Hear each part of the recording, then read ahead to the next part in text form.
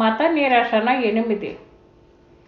తనకు తా దోచదగ్నియు గనుగొననాశ్రయము లేక గన్పించతే చటన్.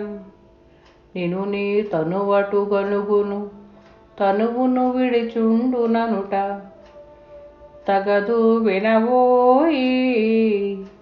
తనువును గలిగే తనువు నెరుగోయి. తన మూఢావస్థలు తానే పొందుచునుండు. తన మూఢావస్థలు తానే పొందుచునుండు. తను లేకపోనిదేది తను వెట్లు జూతుమో. గనుమునగ్ని ప్రభావముతో జనును కాష్టముగానరాదు. నిన్ను తనువును చూడనింతే జనును కాష్టంబగ్నితోయమో తగదు వినవోయి. తనువును గలిగే తనువు నెరుగోయి. జై నిజ గురుభ్యో నమః. మహాద్వైత కేసరి మిత్రకందార్థములలో మత నిరసన ప్రకరణంలో ఈరోజు 8వ మిత్రకందార్థం. నాయన శిష్య, ఇది ఎలాంటిదంటే ఇది ఒకదానిని ఆసరా చేసుకుని మాత్రమే ఉండేటువంటిది ఈ భ్రమరూపమైనటువంటి బ్రహ్మం, లేక నేను, లేక జ్ఞానం. తనకు తా దోచదగ్నియు గనుగొన నాశ్రయము లేక కనిపించదటన్. అగ్ని అనేది అది తనకు తానుగా భూతమే. అది అయితే అది తనకు తానుగా కనిపిస్తుందా, తనకు తానుగా ప్రజ్వలిస్తుందా? ఆశ్రయం ఉండాలి దానికి. ఆశ్రయము లేనట్లయితే అది కానరాదు. శూన్యమైనటువంటి ఆకాశం కానరాదు. వాయువు స్పర్శేంద్రియము ద్వారా తెలియవలసినదే కానీ లేదు దానికి ఇదమిద్దమైనటువంటి రూపం. అలానే అగ్ని ఒక దానిని ఆశ్రయము పొందితే మాత్రమే ఉంటుంది. అలానే జలము కూడా ఆ పల్లము అనే దానిలో మాత్రమే నిల్వగలదది. అది క్రిందికి రావాల్సిందే మేఘరూపంగా ఉన్నప్పటికీ కూడా. అలానే అగ్ని ఎక్కడ కూడా ఆశ్రయము లేక కనిపించదచ్చట.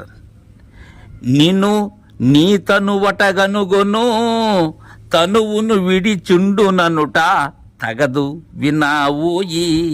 తనువును గలిగే తనువు నెరుగోయి.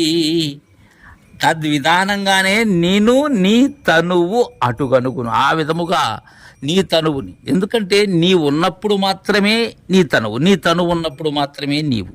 నీ తనువు లేనప్పుడు నీ జాడ కానరాదు. అలా కనుగొను. తనువును విడిచుండుననుట తగదు.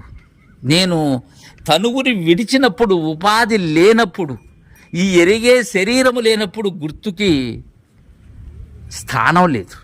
అది కానరాదు. ఇంకా ఎలా కానరాదు? అగ్ని ఏదైనా ఒక కాష్టమును అంటుకుని మాత్రమే కానవస్తుంది.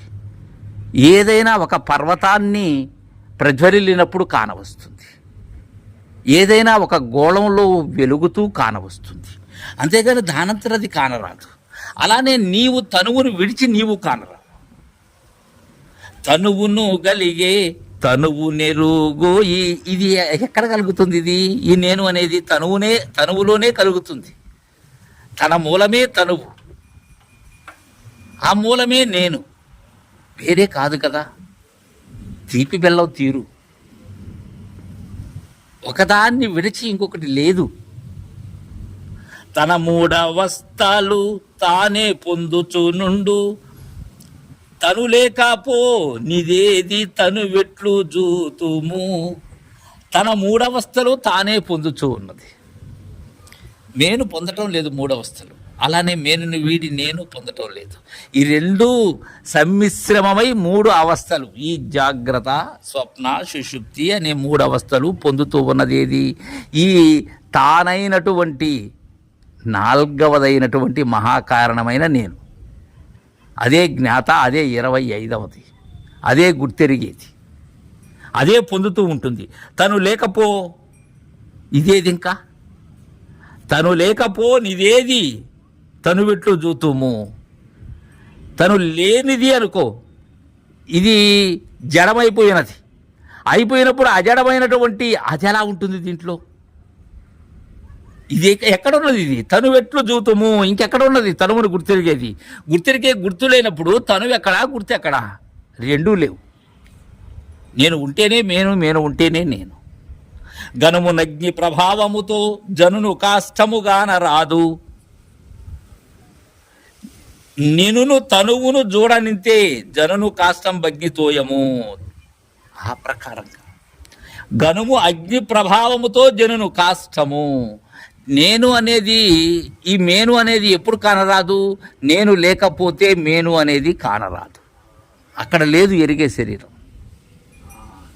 అగ్ని ప్రభావంతో ఏమైంది? ఆ కట్టె కానరాకుండా పోయింది.